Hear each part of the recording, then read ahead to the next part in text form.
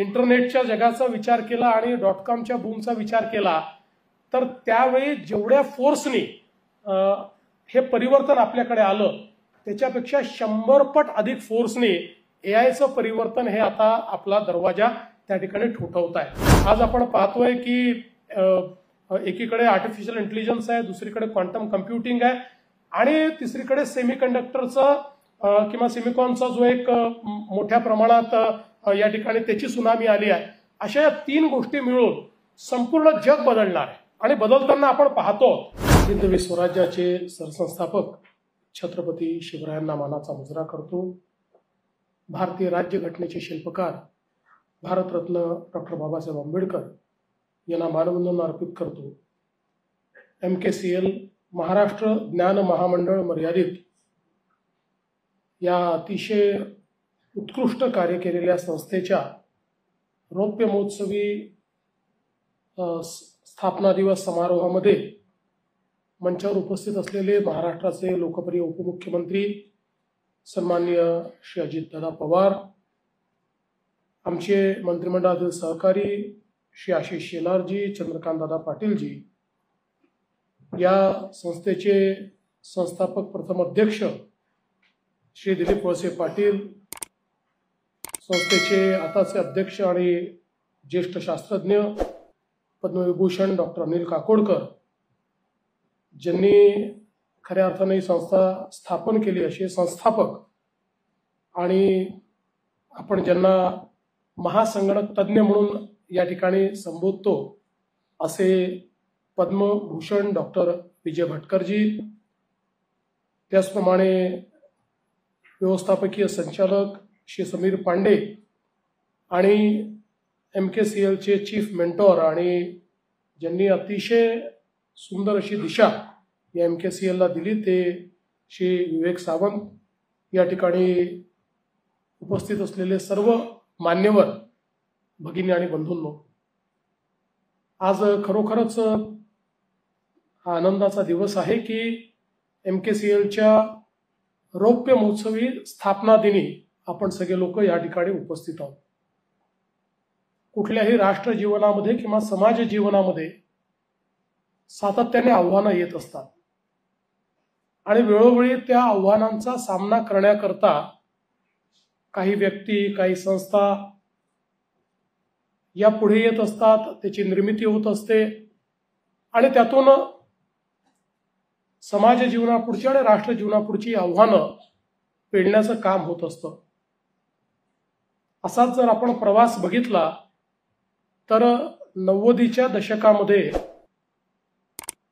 सर्वात मोठा चिंतेचा विषय हा जेव्हा एक इंटरनेटची लाट आली आणि मग त्या लाटीमध्ये .कॉमचं बूम आलं आणि अशा या सगळ्या परिस्थितीमध्ये मोठ्या प्रमाणात संगणकीकरण चालू झालं, डिजिटायझेशन सुरू झालं आणि समाज जीवनासमोर आणि राष्ट्र जीवनासमोर प्रश्न निर्माण झाला की इतक्या वेगानं होणाऱ्या या बदलांना अनुकूल अशा प्रकारचं मानव संसाधन आम्ही तयार करू शकू का? या बदलाचे जे काही सामाजिक आर्थिक परिणाम आहेत त्या परिणामांच्या करता आम्ही तयार आहोत का? किंवा अनेक लोक त्यावेळेस प्रश्न विचारायचे की आता लोकांच्या नोकऱ्या वाचतील का, लोक इतक्या वेगाने बदलू शकतील का? असे अनेक प्रश्न ज्या काळामध्ये निर्माण झाले होते त्या काळामध्ये प्रश्न विचारणारे काही लोक होते आणि उत्तर देणारे काही लोक होते आणि मला असं वाटतं की प्रश्न विचारणाऱ्यांची संख्या मोठी असते, उत्तर देणाऱ्यांची संख्या छोटी असते, पण त्यात उत्तर देणारी एक संस्था ही 2000 साली तयार झाली। त्या संस्थेचं नाव आहे MKCL। त्यावेळच्या समाज जीवनापुढच्या प्रश्नांचं उत्तर हे केवळ MKCLने शोधलं नाही तर त्याचं डेमोक्रेटायझेशन करणं, समाजातल्या प्रत्येक व्यक्तीला ते उत्तर मिळेल अशा प्रकारची व्यवस्था उभी करणं। आज आपण वेगळ्या डिजिटल डिवाइडचा विचार करतोय, पण तोही काळ हाच होता की ज्यावेळी आमचेही सगळे त्यावेळेचे जे देशातले मोठे नेते होते आपल्या भाषणात हाच प्रश्न विचारायचे की हा डिजिटल डिवाइड आम्ही कसा दूर करणार. किंबहुना असा काळ होता की ज्या काळामध्ये लोक म्हणायचे की साक्षरता म्हणजे काय आता बदललंय. ज्याला संगणक माहिती आहे तो साक्षर आहे, ज्याला माहिती नाही तो साक्षर नाही आहे. अशा प्रकारची अवस्था ज्या काळामध्ये होती त्या काळामध्ये MKCLनी खूप चांगल्या प्रकारे या ठिकाणी डिजिटल डिवाइड दूर करणं आणि त्याकरता एक वेगळं मॉडेल तयार केलं. आणि मी दिलीप वळसे पाटील साहेबांचं देखील अतिशय मनापासून या ठिकाणी अभिनंदन करेन की त्यांनी हा जो काही सुरुवातीचा काळ होता त्या काळामध्ये अतिशय चांगले निर्णय घेऊन या स्थापनेमध्ये एक महत्वाची भूमिका त्या ठिकाणी निभावली. आणि भाटकर सरांसारखा व्यक्ती लाभल्यामुळे मला असं वाटतं की खरोखर जे काही विजन होतं हे कागदावरचं नव्हतं, ते विजन आपल्याला ऍक्शनमध्ये आलेलं पाहायला मिळालं. आणि अर्थातच विवेक सावंतांसारख्या अतिशय मी ज्यांना द्रष्टा म्हणेन अशा प्रकारच्या व्यक्तीने याचं एक चांगलं विजन तयार केलं आणि त्यातनं आज इतक्या मोठ्या प्रमाणात ही संस्था उभी राहिलेली पाहायला मिळते. आणि एक अजून महत्वाची गोष्ट आहे की ही संस्था तयार होत असताना ही 100% सरकारी संस्थाही झाली नाही आणि 100% खासगी संस्थाही झाली नाही. ही जर 100% सरकारी संस्था असती तर आता 16 राज्य आणि काही देशांमध्ये तुम्ही पोहोचलात, कदाचित 16 जिल्ह्यांपर्यंत पोचता पोचता तुम्हाला नाकी नऊ आले असते. आणि एखादा नवीन कोर्स सुरू करण्याकरता विवेक सावंत हे आपल्याला त्या ठिकाणी मंत्रालयाचे हेलपाटे मारताना दिसले असते आणि कुठल्या तरी उपसचिवांनी त्या फाईलवर लिहिलं असतं याची आवश्यकता काय आहे. आणि हे जर पूर्ण खासगी राहिलं असतं तर केवळ प्रॉफिट हा मोटिव्ह झाला असता. आणि प्रॉफिट मोटिव्ह झाला तर त्याचं डेमोक्रेटायझेशन होत नाही.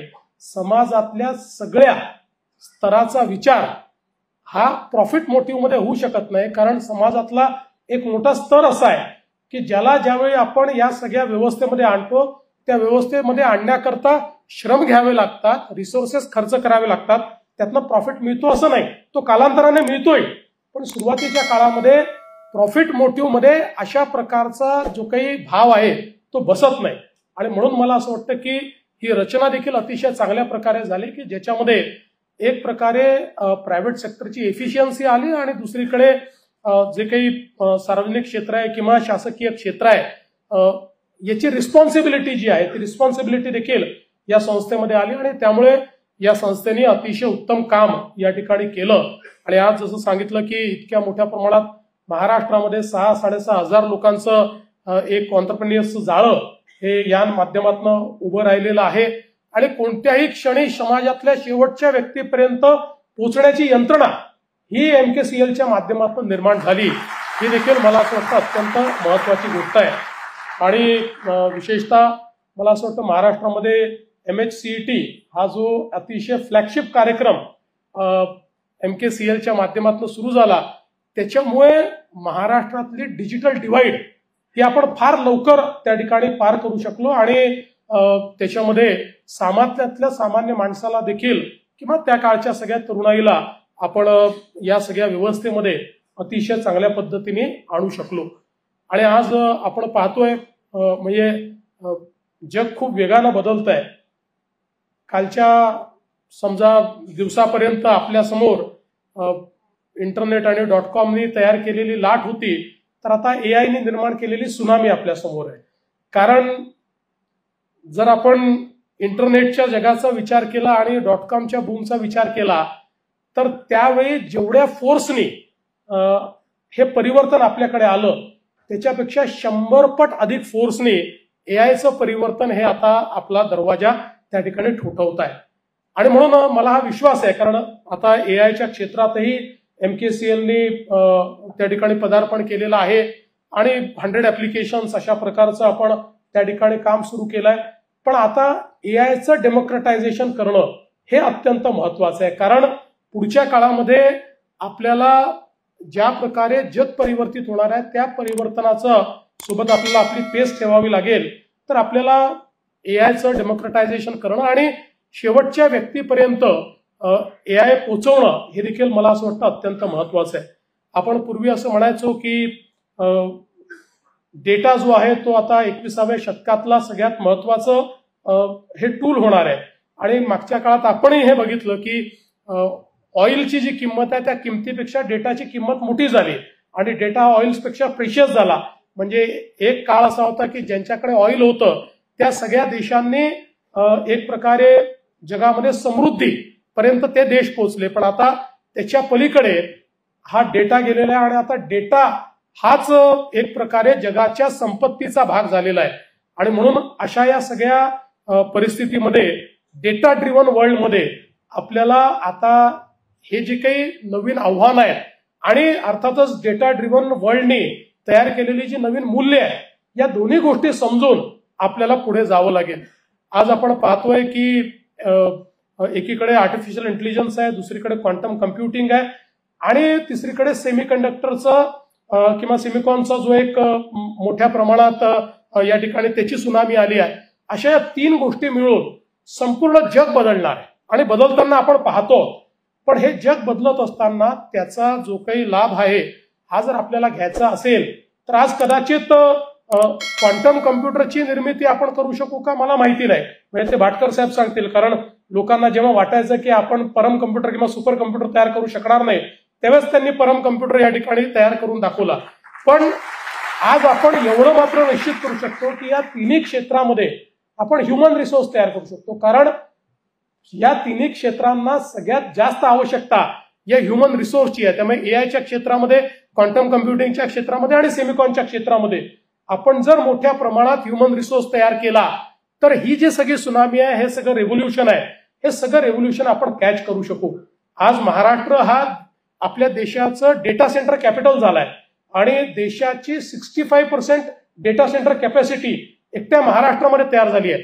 आणि याच्यामध्ये एआय ड्रिव्हन जी काही डेटा सेंटर्स आहेत याची सगळ्यात जास्त कॅपॅसिटी आज महाराष्ट्राकडे आहे. आणि म्हणून आपल्याला या सगळ्या इकोसिस्टीमचा कशा प्रकारे फायदा करून घेता येईल याकडे आता मला असं वाटतं की MKCLने लक्ष दिलं पाहिजे आणि आपल्याला स्टेपअप करावं लागेल. आपण ज्यावेळी आयटीचं रिव्होल्युशन आलं त्यावेळी जसं एक पाऊल पुढे होतो तसंच आता या एआयच्या रिव्होल्युशन मध्येही आपल्याला एक पाऊल पुढे जावं लागेल. आणि मला एक गोष्ट निश्चितपणे माहिती आहे की शेवटी आपल्याकडे अडॉप्शन ही भारतीयांची एक स्ट्रेंथ आहे. आपण अडॉप्शन फार फास्ट करतो. म्हणजे अनेक वेळा आपल्याला कल्पना आहे की ज्यावेळी आपण स्मार्टफोनवर गेलो त्यावेळेस एक पिढी अशी होती की जी म्हणायची आम्हाला जमणार नाही, आम्हाला ते बटनवालं टायपिंगच जमतं, आम्हाला ते स्क्रीनवरचं टायपिंग जमणार नाही, आम्हाला स्मार्टफोन जमणार नाही. पण बघता बघता जवळपास सगळ्यांना स्मार्टफोन हँडल करणं जमलं.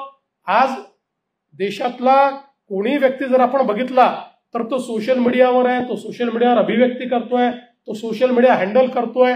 लोक इतक्या मोठ्या प्रमाणात कंटेंट क्रिएट करतायत, इतक्या जास्त कंटेंट क्रिएशनचं काम आपल्या देशामध्ये चाललेलं आहे की ज्याचा आपण कधी विचारही केला नव्हता. आणि या कंटेंट क्रिएशनमध्ये अगदी कुठेतरी एखाद्या झोपडीमध्ये राहणारी एक आमची काकू किंवा एक आमची आजी भाकरी कशी बनवायची याचं देखील प्रात्यक्षिक करून ते त्या ठिकाणी युट्यूबवर टाकताय आणि त्याला लाखो व्ह्यूज येत आहेत आणि त्याचे मॉनिटायझेशन होत आहे. त्यामुळे आपण हे लक्षात घेतलं पाहिजे की हे खरं आहे की जॉबचं नेचर मोठ्या प्रमाणात बदलणार आहे. पण ते नेचर बदलत असताना असं नाहीये की एक पिढीच या जॉब्सपासून वंचित होईल. हा ज्यांनी बदलायचं नाही असं ठरवलं असेल किंवा ज्यांनी आम्हाला रिस्किलिंग करायचं नाहीये, आम्हाला याच्यापासून दूरच राहायचं आहे, आम्हाला जमूच शकत नाही, अशा मानसिकतेतले जे लोक आहेत त्यांच्याकरता एक मोठं आव्हान आहे. पण ज्याला अशा प्रकारच्या गोष्टी आपल्याला एम्ब्रेस करता येतील असं वाटतंय त्याच्याकरता मला असं वाटतं की हा एक अत्यंत महत्वाचे टूल हे सगळे तयार झाले आहेत की ज्याच्यामध्ये पुढच्या काळामध्ये जर अशा प्रकारचं एक मोठी व्यवस्था ही MKCLने उभी केली आणि महाराष्ट्र सरकार म्हणून देखील आम्ही आपल्या सोबत अशा प्रकारची व्यवस्था उभी करण्याकरता जे जे करायची आवश्यकता आहे ते आम्ही निश्चितपणे करू की जेणेकरून आपण आपल्या पुढच्या पिढीला त्या ठिकाणी एक प्रकारे मदत करू शकू. आज बघा आपण आता इतक्या मोठ्या प्रमाणात आपल्याकडे भाषेचे वाद वेगवेगळे होत असतात. पण आज भाषिणीसारखी ऍप तयार झाली की ज्या भाषिणीसारख्या ऍपने कुठल्याही भाषेचं कुठेही ट्रान्सलेशन करता येईल, कुठेही भाषांतरित करता येईल अशा प्रकारची व्यवस्था उभी केली. आता तर सायमल्टेनियस ट्रान्सलेशनची व्यवस्था उभी झालेली आहे. मी मराठीत भाषण केलं तर इथे बसलेला प्रत्येक व्यक्ती 30 भाषांमध्ये त्या ठिकाणी माझं भाषण हे माझ्याच आवाजात ऐकू शकतो. अशा प्रकारची देखील व्यवस्था आता उभी राहिलेली आहे. त्यामुळे मला असं वाटतं की अनेक जे काही समाज जीवनातल्या व्यवस्था आहेत त्या मोठ्या प्रमाणात या ठिकाणी बदलत आहेत. आत्ताच आपण एक अतिशय सुंदर वेबसाईटचं ज्या ठिकाणी उद्घाटन केलं, 50,000 पुस्तकं त्याच्यामध्ये आपल्याला म्हणजे आपलं जे खरं साहित्य आहे ते साहित्य त्या ठिकाणी मिळणार आहे, त्याच्यावरचे अभिप्राय मिळणार आहे. मला असं वाटतं कदाचित त्याला तुम्ही एखादं AI सर्च इंजिन ठेवलं असेल, त्यामुळे त्या AI सर्च इंजिनने आपल्या आवडत्या लेखकाला शोधता येईल, आपल्या आवडत्या टॉपिकवर शोधता येईल, आपल्याला पाहिजे ती गोष्ट म्हणजे एक प्रकारे संपूर्ण मराठी साहित्यातलं ज्याला जे हवं आहे त्याला ते अशा प्रकारे या एका तुमच्या सर्च इंजिनच्या माध्यमातून त्या ठिकाणी लाभू शकेल. त्यामुळे मला असं वाटतं की ही जी काही एक बदलती सगळी मूल्य आहेत त्या मूल्यानुरूप अतिशय उत्तम कार्य हे आपल्या माध्यमातून चाललेलं आहे. मागच्याही काळात मला आठवतं की 2014 ते 2019 मी MKCLची खूप मदत घेतली. अनेक चांगले प्रकल्प MKCLच्या माध्यमातून आम्ही राबवू शकलो आणि विशेषतः या सगळ्या प्रकल्पांमुळे एफिशियन्सी आली, या प्रकल्पांमुळे ट्रान्सपरन्सी आली, या प्रकल्पामुळे अकाउंटेबिलिटी आली. या सगळ्या गोष्टी ज्या गव्हर्नन्समध्ये सगळ्यात महत्वाच्या आहेत अशा सगळ्या गोष्टी या MKCLच्या माध्यमातून आणण्याचा प्रयत्न त्या काळामध्ये आम्ही केला. पुन्हा आमची अशी अपेक्षा आहे की आता हे ज्या काही नवीन घडामोडी आहेत त्या नवीन घडामोडीमध्ये पुन्हा एकदा MKCL सोबत काम करून या सगळ्या गोष्टी खालपर्यंत पोहोचवण्याचा प्रयत्न आपण निश्चितपणे करू. आज अजितदादांनी ज्यावेळेस आपलं बजेट जाहीर केलं त्यावेळेस बजेटमध्ये AI इन ऍग्रिकल्चर अशा प्रकारचं त्यांनी घोषणा केली. त्याची पॉलिसी देखील आपली तयार झाली आणि त्या पॉलिसीला आता आपण एक प्रकारे खालपर्यंत नेण्याचा प्रयत्न करतोय. शेवटी आपण बघा, ज्यावेळी छोटीशी गोष्ट असते पण ज्यावेळी मोदीजींनी ड्रोन निधी घोषित केली त्यावेळी लोकांना समजलं नाही काय आहे, पण आज इतक्या आमच्या महिला ज्या अगदी 12वी 11वी 10वी शिकलेल्या आहेत त्यांनी ड्रोन चालवणं शिकलं आणि आता ड्रोनचा उपयोग करून त्या ड्रोनच्या माध्यमातून शेतीमध्ये फवारणी त्या करून देतात. त्यामुळे शेतकऱ्यांचं अलीकडच्या काळामध्ये आपल्याला माहिती आहे की शेतीमध्ये मजूर मिळत नाहीत किंवा त्यांची रोजी पण थोडीशी वाढलेली आहे, कामाची पद्धत बदललेली आहे. आता त्याच्यापेक्षा अर्ध्या किमतीमध्ये त्या ठिकाणी ती फवारणी होते. त्यामुळे अशा ज्या छोट्या छोट्या गोष्टी आहेत, हे जे छोटे छोटे बदल आहेत, हे बदल अडॉप्ट करणारे एक जनरेशन तयार करण्याकरता मला असं वाटतं की पुढची 25 वर्ष आपल्याला त्या ठिकाणी निश्चितपणे घालवायची आहेत. गेल्या 25 वर्षातला आपला प्रवास बघितल्यानंतर मला निश्चितपणे असं वाटतं की हा फार सॅटिस्फाईंग प्रवास आहे. जे काही बदल आपण घडवू शकलो ते अतिशय उत्तम अशा प्रकारचे बदल आहेत आणि म्हणूनच आता 25 वर्ष पूर्ण झाली आहेत तर त्याच्यापेक्षा मोठी आव्हानं घ्यायची आणि तीही पूर्ण करायची. आणि मला विश्वास आहे की आपण हे निश्चितपणे कराल आणि आम्ही देखील या आपल्या आव्हानांचा सामना करत असताना जी काही आपली कार्यपद्धती असेल त्या कार्यपद्धतीत जो काही वाटा आम्हाला उचलायचा असेल तो उचलण्याकरता आम्ही निश्चितपणे अग्रेसर राहू, हा विश्वास मी या निमित्ताने व्यक्त करतो. पुन्हा एकदा या रौप्य महोत्सवाच्या निमित्ताने आपल्याला मनापासून शुभेच्छा देतो आणि माझं बोलणं संपवतो. धन्यवाद. जय हिंद, जय महाराष्ट्र.